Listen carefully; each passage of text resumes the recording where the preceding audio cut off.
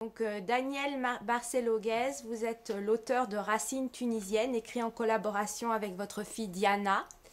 Ce livre est paru aux éditions L'Harmattan en septembre 2011 dans la collection Graveurs de mémoire. Il est donc la continuité de votre premier livre, Au 28 rue de Marseille, Tunis. En quoi ce livre, donc Racines tunisiennes, est-il la continuité de votre premier livre? Oui, effectivement, c'est la continuité de mon premier livre, dans la mesure où ce premier livre a été écrit après un premier voyage-retour en Tunisie, qui est mon pays natal, et que je m'étais efforcée d'oublier jusqu'en 2001.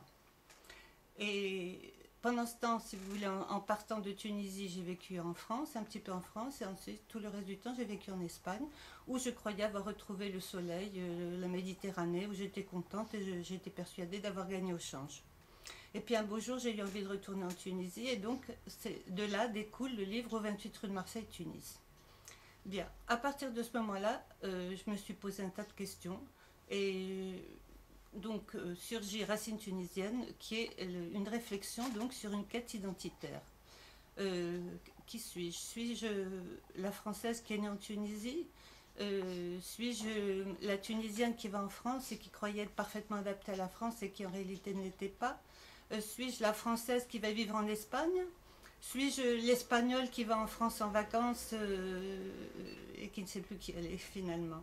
Et de plus, il y a le problème de la Tunisie. À partir de ce moment-là, ça me complique vraiment la vie et j'essaye de trouver une solution à cette histoire. Et de plus, il s'ajoute un autre problème, la transmission, le passage de relais, si vous voulez, à mes enfants et à mes descendants. Donc, Racine tunisienne a été écrit juste après le premier voyage que j'ai fait avec ma fille, donc où ma fille découvre la Tunisie. Et en quoi votre fille a-t-elle contribué à l'écriture de ce livre? Eh bien, je crois qu'on va le lui demander puisqu'elle est là. Bonjour. En fait, j'ai contribué une petite façon à l'écriture de ce Très livre. importante. Mais bon, c'est surtout la façon dont j'ai vu ce pays. Au début, je pensais que la Tunisie n'avait rien à voir avec ma vie, en fait. Et en prévision de ce voyage, je me suis rendu compte que ce pays avait beaucoup à voir avec ma vie. Quand je suis arrivée là-bas, je me suis sentie chez moi et je me suis rendu compte que la Tunisie m'attendait et qu'il y avait aussi un avant et un après dans ma vie.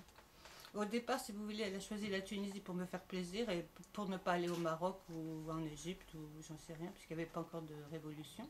Et puis ensuite, dès qu'elle a mis les pieds en Tunisie, elle s'est rendue compte que c'était pas du tout ça, qu'en fait c'était la Tunisie qui l'attendait depuis toujours. Exactement.